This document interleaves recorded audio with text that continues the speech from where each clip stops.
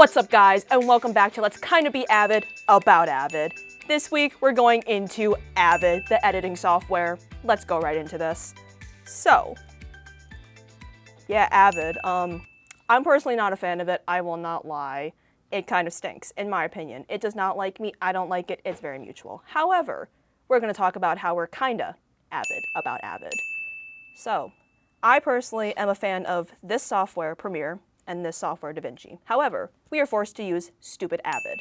So, I've gotten used to it. I'm not a fan of it. I'm not very avid about Avid. However, we have to get used to it, and I don't mind the system considering it's very similar to Premiere and DaVinci with their tools, so it's very nice across the board. When we go into media management, it's very much so a double-edged sword when it comes to Avid. I have had my fair share of Avid losing my footage and misplacing it. However, it is a beast, according to Google, in regards to how much media management you can have, where you can import a lot of files. It can hold a lot of files compared to Premiere, which might slow down.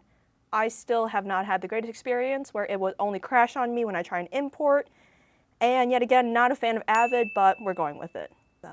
It is also said that Avid is very reliable when it comes to high-pressure environments. For example, we do use Avid within our studio, and if we need to make live edits or cuts right before the show or something, Avid is the software that we're able to use where it's quick enough for us to make those adjustments right before we start taping of our shows. Avid is also pretty good for the color grading and audio tools. I have not used the color grading software with Avid because I have learned on DaVinci and Premiere. However, when it comes to the audio tools, Avid is okay.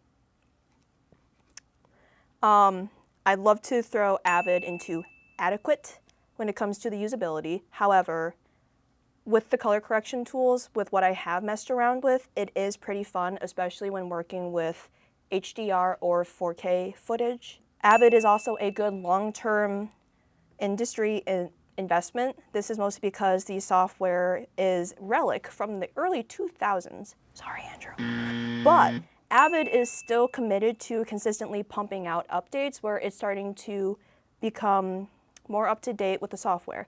So that is why we are not fans. Specifically, I'm not avid about Avid. Once we update, maybe I will be. We'll see. Lastly, it is good for really large projects. Avid is good for either traditional linear editing for the approach or non-linear workflow in modern television or film that we use.